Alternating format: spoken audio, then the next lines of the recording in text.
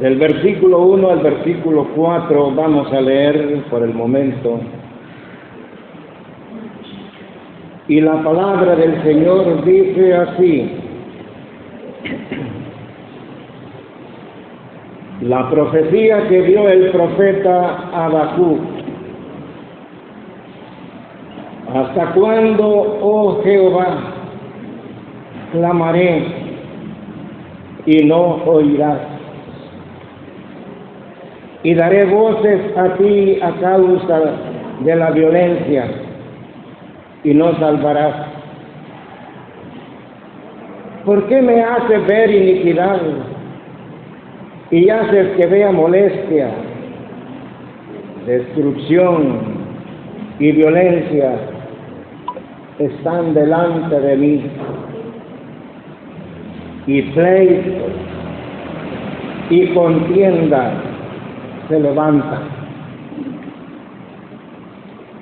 Por lo cual la ley es debilitada y el juicio no sale según la verdad, por cuanto el impío asedia al justo, por eso sale torcida la justicia. Amoroso Dios, te damos gracias en esta mañana,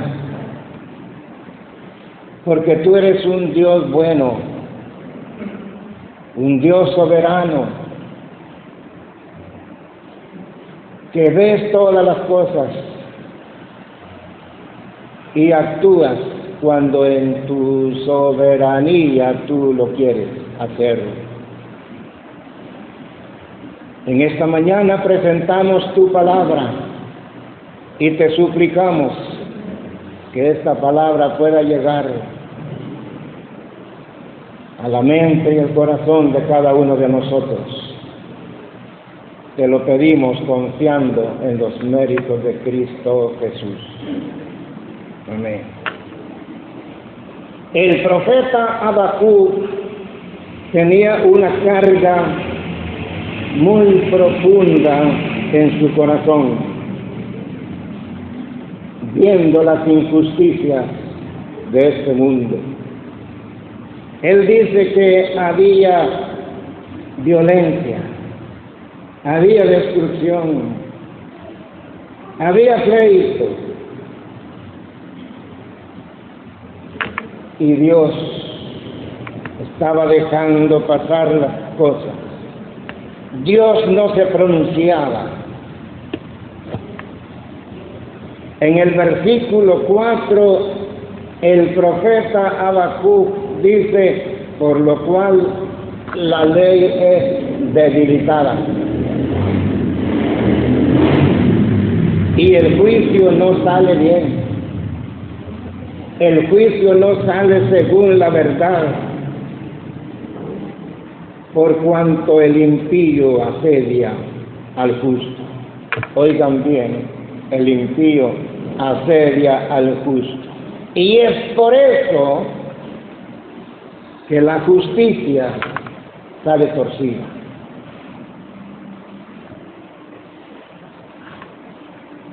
En el tiempo de Habacuc no se cumplía la justicia en los tribunales.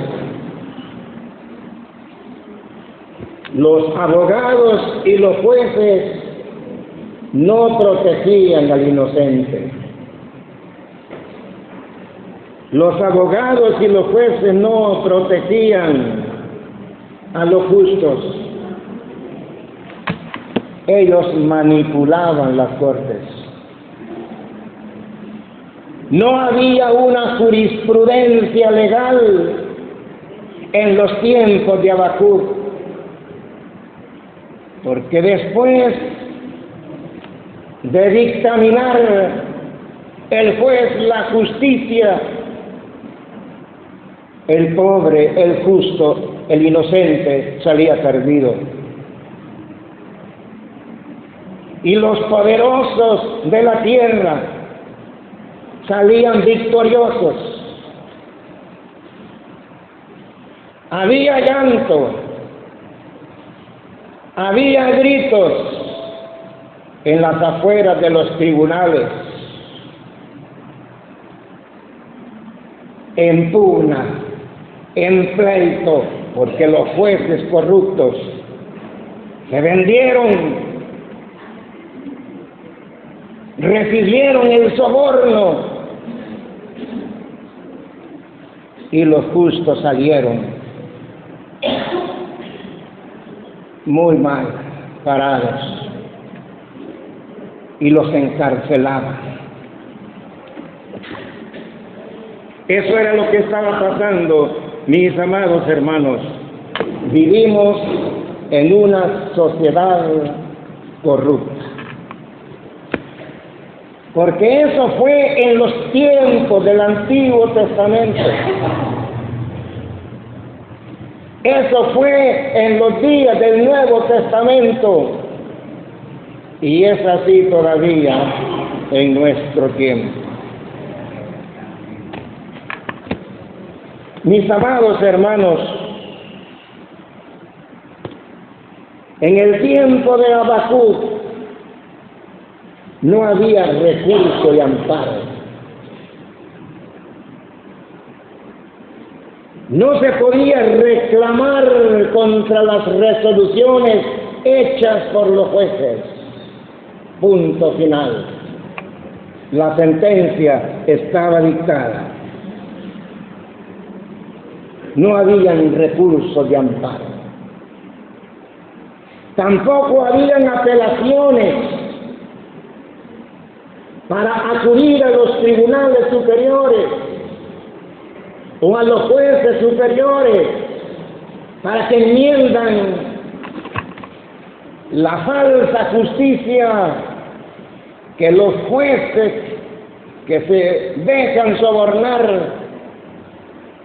No había nada de esto, mis amados hermanos. Y es por esto que el corazón del profeta Habacuc tiene una tremenda carga en su corazón. ¿Por qué Dios no se pronuncia ante estos gravámenes, ante estas injusticias? No lo entiendo, decía Habacuc. Y el profeta Habacuc le dice a Dios en el versículo 3, ¿por qué me haces ver tanta iniquidad? Él miraba y lloraba juntamente con los inocentes. ¿Por qué me haces ver tanta iniquidad?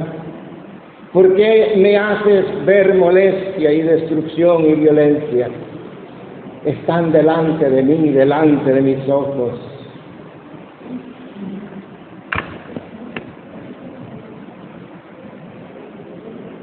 Mis amados hermanos, toda la historia de la humanidad ha tenido este problema. En este mundo y en aquel mundo de entonces se han enriquecido muchos hombres a base de engaño, a base de mentira y a base de manipulación. Y arrastran con todos los inocentes, con todos los pobres. El pasaje que leyó nuestra hermana en el capítulo 73 de los Salmos, si ustedes desean echarle otro vistazo, ¿por qué no lo hace?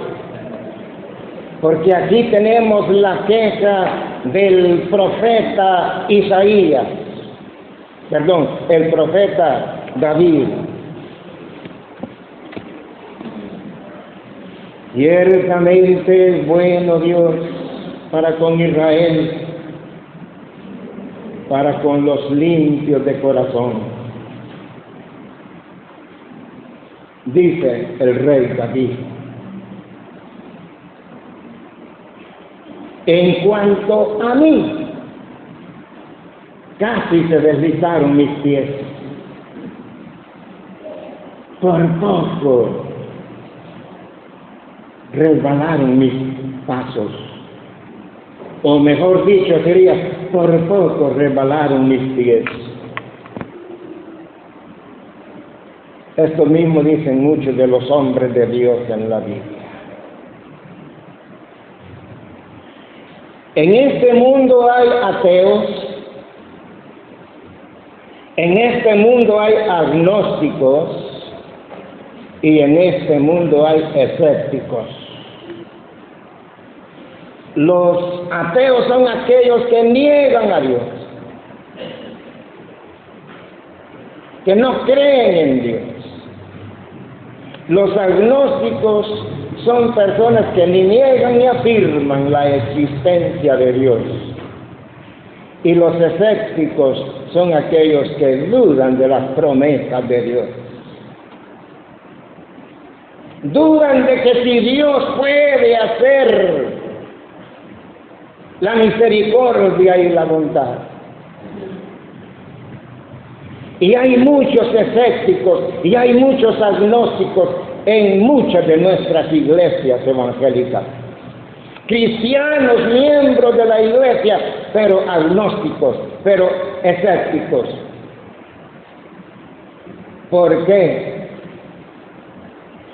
Porque a veces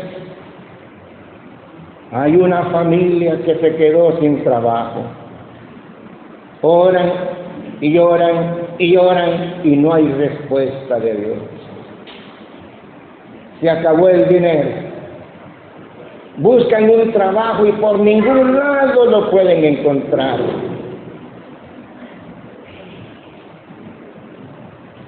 Tienen alguna enfermedad y claman a Dios días, semanas, noches enteras y Dios no se pronuncia.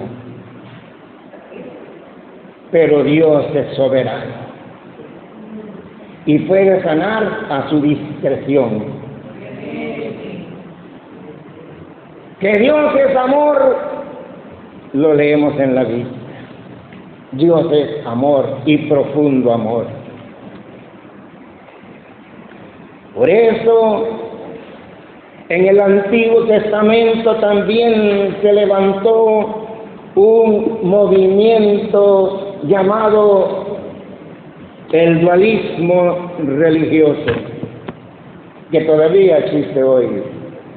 Una filosofía llamada el dualismo religioso. Esa creencia enseña que hay dos dioses en el mundo: el Dios del bien y el Dios del mal.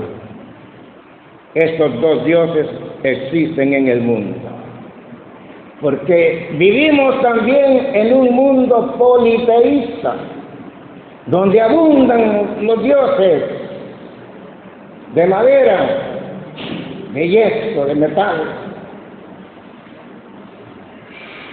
Pero el pueblo de Israel era un pueblo monoteísta.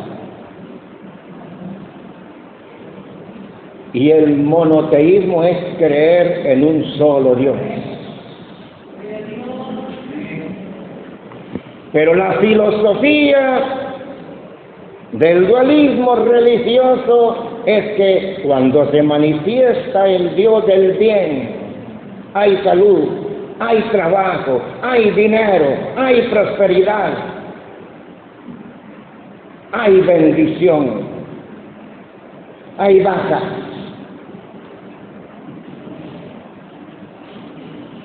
Pero cuando se manifiesta el Dios del mal, vienen las tormentas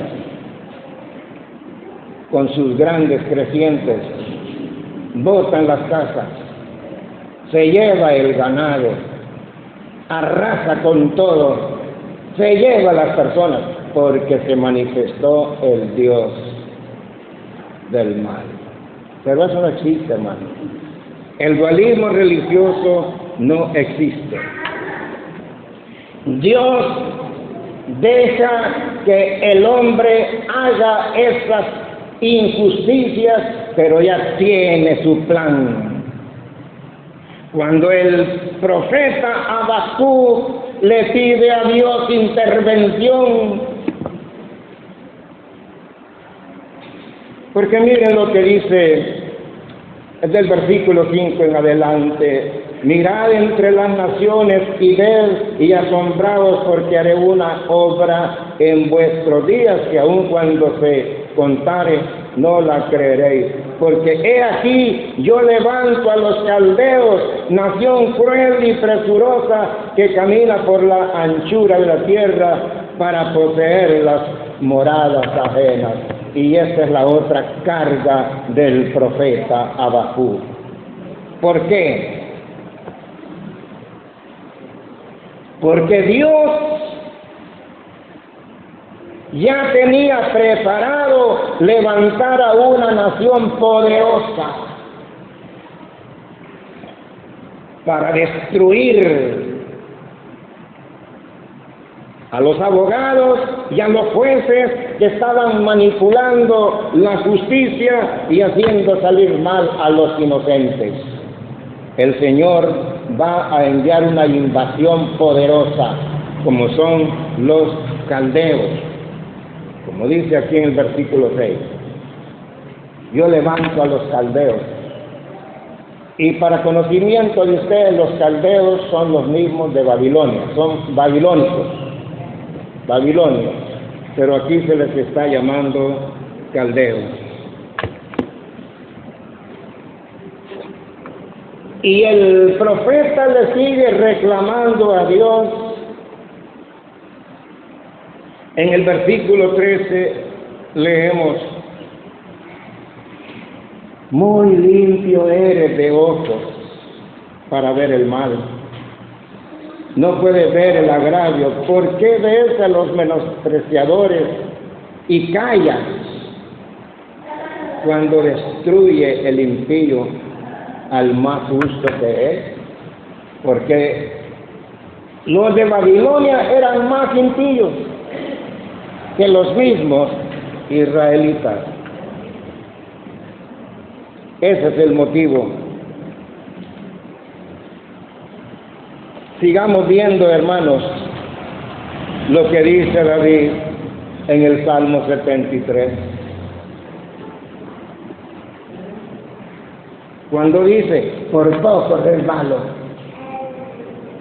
Y posiblemente muchos de nosotros podríamos resbalar, esperando la promesa, esperando la respuesta de Dios, que muchas veces nunca llega. Como ya dije, Dios se pronuncia cuando quiere. Él es soberano. ¿Y por qué el Señor tiene que usar instrumentos paganos para hacer una justicia divina? Eso es lo que no entiende Habacuc. Pero Dios, hermanos, aún bíblicamente hablando, Dios puede usar al mismo Satanás como instrumento. Ya prediqué una vez sobre este tema una vez.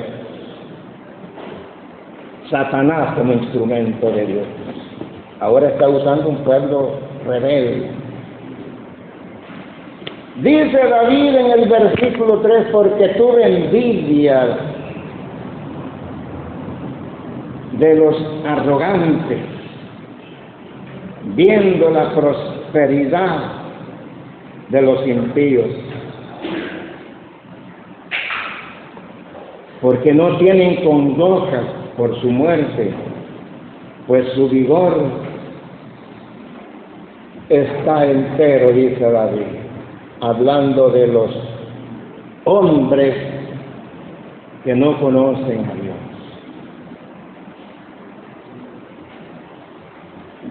Y sigan oyendo: porque no tienen congoja por su muerte, pues su vigor está entero. No pasan trabajos como los otros mortales, ni son azotados como los demás hombres. Por tanto, la soberbia los corona. Se cubren de vestido de violencia, los ojos se les saltan de gordura y logran con creces los antojos de su corazón.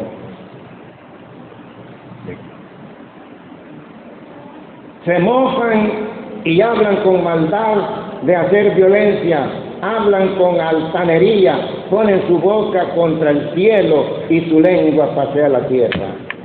Cuando dice aquí que ponen su boca contra el cielo, es que son blasfemos, blasfeman el nombre de Dios, y Dios, tranquilo, no se pronuncia, los deja estar, así como hoy todavía Dios lo hace. Está permitiendo hasta donde la tolerancia divina llega. Hay un momento en la vida del Señor, hay un momento en el ser de Dios, que el momento de la tolerancia divina se acaba. Así como pasó con Noé, se acabó la paciencia divina. Así es aquí.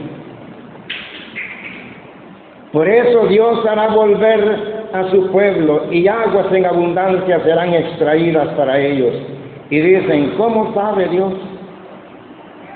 Y hay conocimiento en el Altísimo. He aquí estos impíos, sin ser turbados del mundo, alcanzaron riquezas.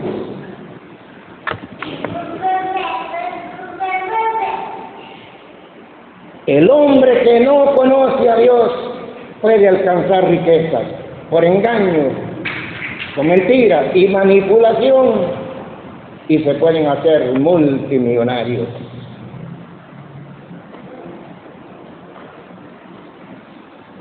Y sin querer juzgar a las demás iglesias carismáticas y las iglesias del G12, ahí tienen pastores carismáticos que les dicen, pacte su casa, pacte su carro, pacte su terreno, pacte $1,000,000 y Dios le va a dar 100 veces más.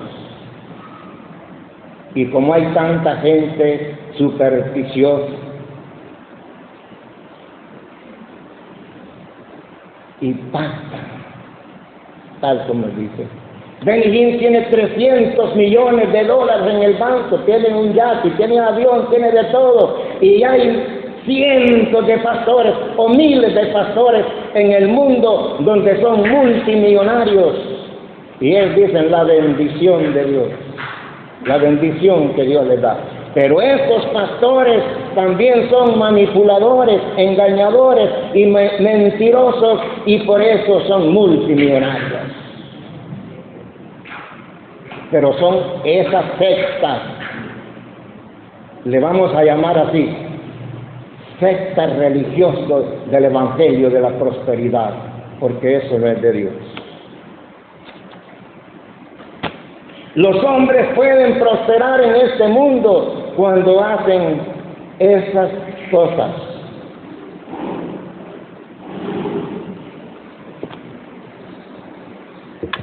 Pero ese no es el Evangelio, hermano. En el versículo 13 dice David, verdaderamente en vano he limpiado mi corazón. Así como muchos dicen en las iglesias cuando no hay respuesta de nada, por gusto estoy yendo a los cultos, por gusto soy cristiano, ya no voy a leer la Biblia, ya no voy a los cultos. Dios no me quiere. Aquí dice también, por gusto en vano he limpiado mi corazón. Yo uso la palabra por gusto porque esa es la palabra coloquial de nuestro pueblo, pero esa palabra pues, no debe existir. Estoy hablando coloquialmente.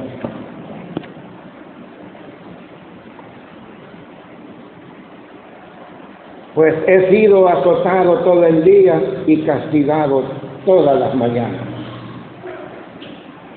Si dijera yo, hablaré como ellos, he aquí a la generación de tus hijos engañaría.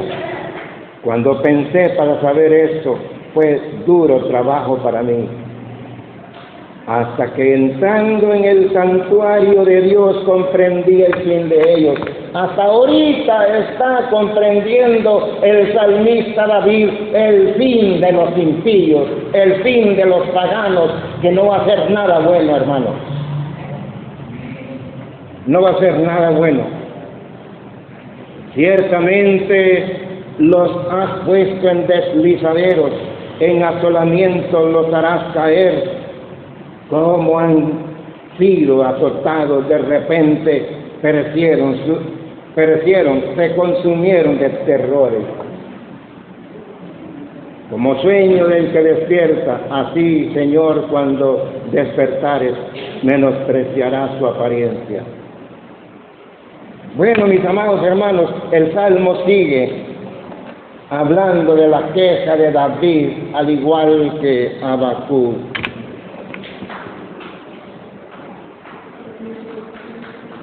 Toda la vida ha existido opresión de los poderosos a los inocentes, a los pobres. Hace muchos años se levantó un movimiento en Latinoamérica que se le llamó la teología de la liberación cristiana. No sé cuántos de ustedes, de todos los que están aquí, lo supieron o no lo supieron. Parece que fue algo más secreto. Se le llamó la teología de la liberación cristiana, donde el líder y fundador se llamó Gustavo Gutiérrez. Quería sacar a los pobres, quería sacar a los inocentes de las manos de la opresión para vivir vidas justas en este mundo. No sé si lo logró o no lo logró, porque casi ya feneció, casi ya terminó el movimiento de la liberación. Bueno, levanten la mano los que supieron eso. Vamos a ver si lo que estoy hablando algo lo supieron.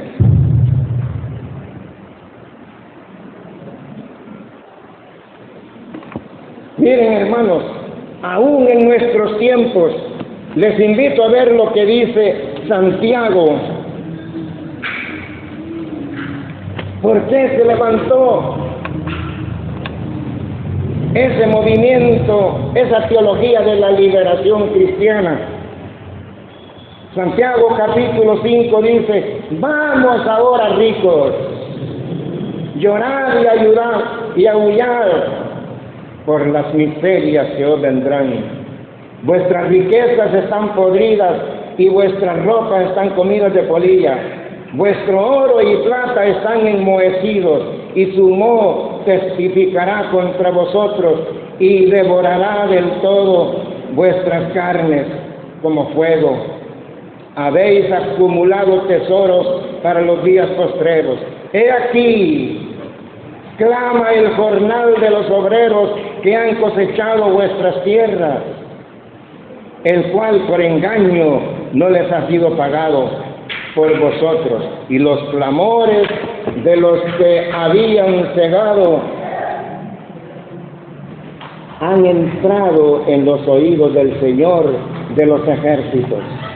Habéis vivido en deleite sobre la tierra y sido disolutos. Habéis engordado vuestros corazones como en el día de matanza. Habéis condenado y dado muerte al justo, y él nos hace resistencia. Esta es la realidad histórica de nuestro mundo, de ayer y de hoy.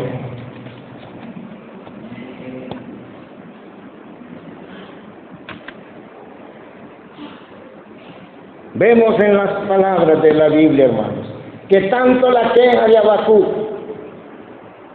tanto la queja del rey David, como la queja del siervo Job en el libro de Job, Estas no eran quejas de ateos. Estas no son declaraciones de hombres ateos, sino hombres de Dios, como David, como Malaquías, como Santiago. Eran hombres de Dios, eran profetas, eran hombres justos. Si no se han cansado, vean lo que dice Jeremías, capítulo 12. Jeremías, capítulo 12, dice: justo eres tú, oh Jehová, para que yo dispute contigo. Estoy leyendo en Jeremías 12:1. Justo eres tú, oh Jehová, para que yo dispute contigo. Sin embargo, alegaré mi causa ante ti. ¿Por qué es prosperado el camino de los impíos y tienen bien todos los que se portan deslealmente? En Malaquías también encontramos algo de esto, hermano. Ante todo esto, lo que el profeta Habacuc lo que tenía que hacer es orar a Dios por lo que se estaba viendo.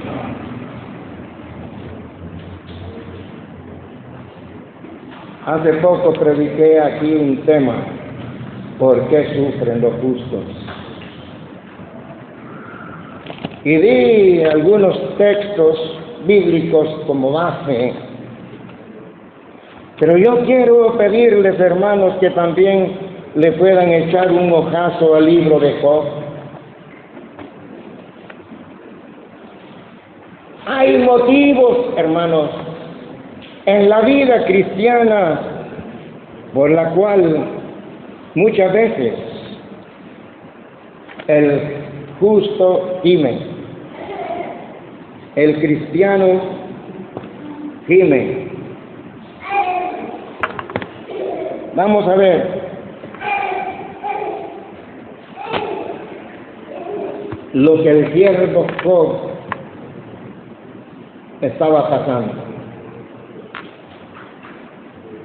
Después de eso abrió Job su boca y maldijo su vida. Y exclamó, capítulo 3 del libro de Job: ¿por qué un hombre de Dios como Job, cuando la Biblia, Dios mismo testifica de la vida de Job, que no había otro hombre como él en toda la tierra? Hombre justo. Dice aquí: hubo en tierra de Uz un varón llamado Job, y era este hombre perfecto y recto, temeroso de Dios y apartado del mal. Así comienza el libro de Job.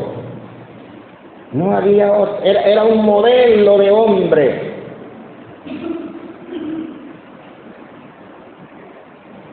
Se le murieron los hijos, los 10 hijos. Perdió toda su herencia en su totalidad. Perdió su salud en su totalidad. Y perdió a su mujer. Porque la mujer llega y se le acerca y le dice: ¿aún mantienes tu integridad? Viendo que Dios te ha arruinado. Maldice a Dios y muere. La mujer de Job sabía que el maldecir a Dios traería la muerte. Y eso era lo que quería la mujer de Job. Muere.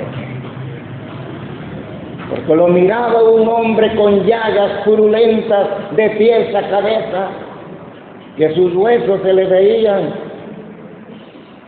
¿Para qué vivir así?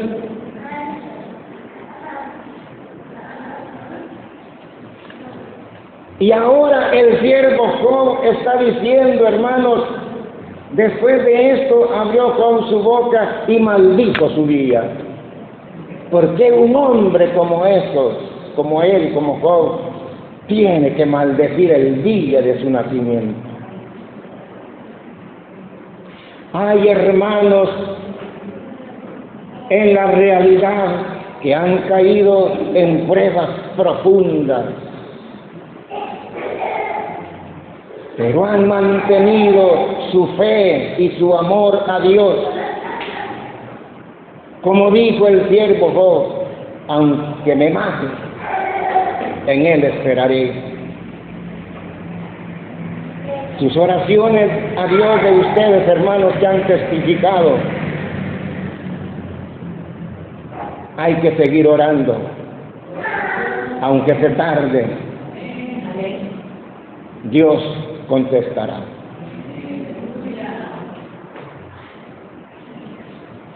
Dios mira su clamor, Dios oye su clamor, pero no caigamos en la grave desesperación, en la gran depresión, porque Dios no me quiere oír.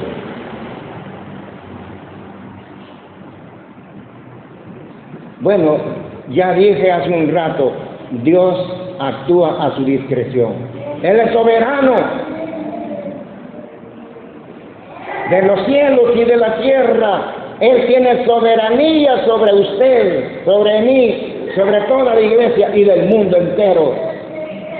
Y sabe cómo y cuándo actuar. Pero Job sigue diciendo, perezca el día en que yo nací, y la noche en que se dijo, varón es concebido, sea aquel día sombrío, dice Job, y no cuide de él Dios desde arriba, ni claridad sobre él resplandezca. Aféenlo tinieblas y sombra de muerte, repose sobre él nublado, que lo haga horrible como día caliginoso. Ocupe aquella noche la oscuridad, no sea contada entre los días del año, ni venga en el número de los meses. Oh, que fuera aquella noche solitaria, que no viniera canción alguna. Maldíganla todos los que maldicen el día, los que se aprestan para despertar al Leviatán. Oscurezcanse las estrellas de su alba, espere la luz y no venga, ni vea los párpados de la mañana. A Job le vino una completa desgracia. Dice en el verso 11, el libro del capítulo 3 de Job, ¿por qué no morí yo en la matriz o expiré al salir del vientre? A veces eso es lo que muchas veces nosotros deseamos y queremos. ¿Por qué vine a este mundo desigual? Pero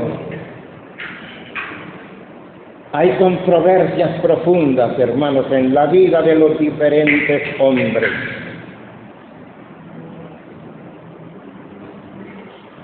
Por ejemplo, vean en la historia del rico y Lázaro, capítulo 16 de Lucas, donde el Señor Jesucristo comienza diciendo que había un hombre rico que se vestía de púrpura y de lino fino y hacía banquetes cada día con esplendidez. Todos los días estrenaba un atuendo muy vistoso. Todos los días hacía banquete para comer. Mientras tanto había un mendigo llamado Lázaro que deseaba comer de las sobras que caían. ¿Cómo dice la Biblia? No dice sobras, ¿verdad? Migajas. ¿Y qué son migajas, hermanos? porque comer sobras es bueno, pero comer migajas, ¿saben cuáles son las migajas? Esos pozoles de comida que caen en la mesa. O cuando muchos no se lavaron las manos en la pila, agarran una tortilla y se restriegan las manos con la tortilla y la tiran. Esas son migajas. Pero Job no tenía nada, ni siquiera las migajas, pero era un hombre tranquilo, justo. Y estas son las diferencias de la vida también, hermanos. ¿Por qué estaba este hombre rico viviendo una vida así? ¿Y por qué había un hombre llamado Lázaro viviendo así? Pero miren, hermanos, cuando el rico murió, ¿a dónde fue? Y cuando Lázaro murió, ¿a dónde fue?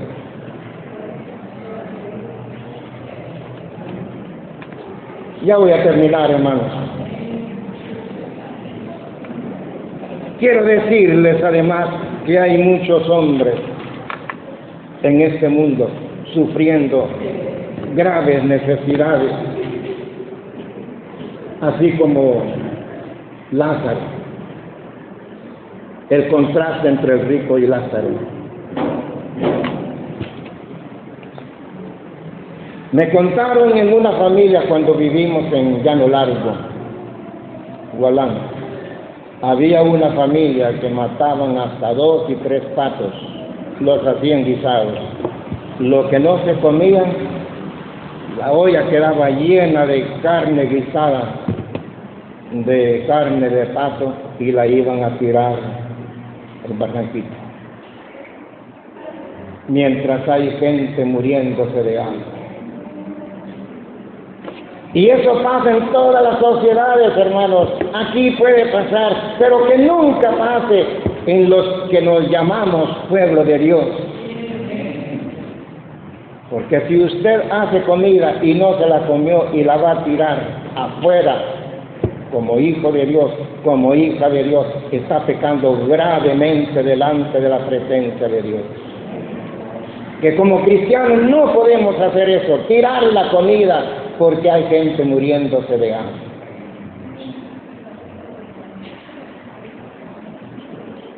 Tenemos que regalar lo que no nos comemos y no tirar. A veces muchos regalan sopas y comidas donde dice que la fecha de vencimiento fue en el 2024. Llevan una. Tenemos que ser rectos y justos ante la presencia de Dios, hermanos, porque las necesidades existen y abundan en muchas personas.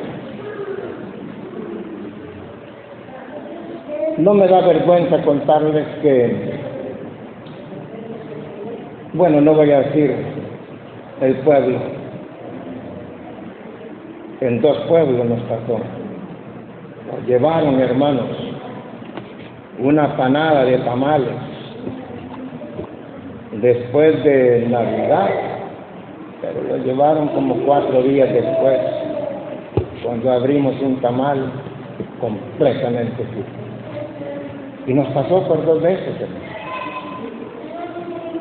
En 2 pueblos nos pasaron eso. Entonces, hermanos,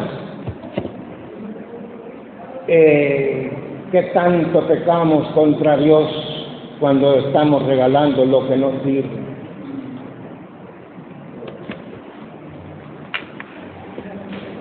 La justicia social en los tiempos de David, en el tiempo de Habacuc, y a través de toda la Biblia tenemos ese mismo problema, y hoy en el siglo XX los tenemos.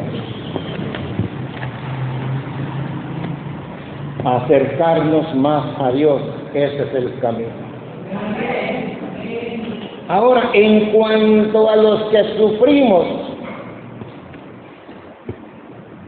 algún propósito tiene Dios con nosotros. La Biblia dice que los que aman a Dios, todas las cosas les ayudan a bien. Pero a veces hay confusión en este texto, Romanos 8:28. Y sabemos que los que aman a Dios, todas las cosas ayudan a bien. Es cierto eso, hermanos, que todas las cosas ayudan a bien. Ustedes saben que vienen cosas en nuestra vida que son muy duras, muy feas, muy horribles. Pero aún esas cosas ayudan a bien a los que aman a Dios.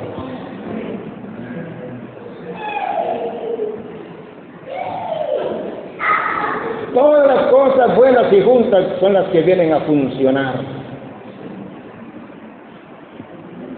Ya les conté esto, creo, que allá en San José Larada hay una hermana que se llama Olimpia, viuda de Valdés. Ella fue a ver a un hermano Livingston. Y como el barco solamente hace una entrada y al día siguiente sale. La hermana Olimpia, cuando después de una semana de estadía salió de la casa para tomar el barco ya se había ido. Y hermana Olimpia lamenta tener que pasar otro día allí, tener que madrugar otro día para salir, porque el barco se fue. Lamentaba. Para que media hora después, la noticia que el barco se había hundido. Había salido con 100 pasajeros y los 100 se hundieron. Y murieron en el lago de Izabal, allí en el estado. No nos lamentemos de nuestra situación difícil, mis amados hermanos. Un propósito tiene Dios con nosotros. Y suframos con paciencia las pruebas, las pobrezas, las situaciones agravantes que vienen a nuestra vida. Todo lo que sufra, todo lo que venga a su vida, recíbalo como que llegó de Dios. Sin renegar, sin blasfemar y vivir por fe. He descubierto que en la Biblia hay un versículo donde se dice: por nada estéis afanosos. Y es un mandamiento de Dios. Yo he predicado aquí que todo mandamiento de Dios que no se obedece es pecado. ¿Cierto o no, hermano? Todo mandamiento de Dios que no se obedece es pecado. Entonces la Biblia dice: no os afanéis. ¿Es pecado? Creo que sí. Pero hay que caer de rodillas inmediatamente y decirle a Dios: perdona mi falta de fe.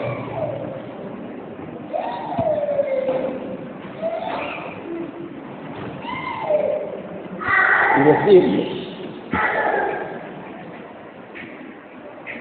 Señor, estoy preocupado.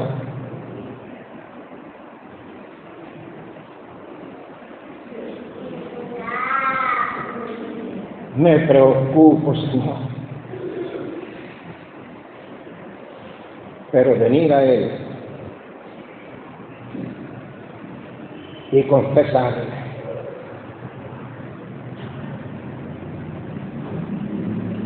Que a veces, hermanos, vemos puertas cerradas.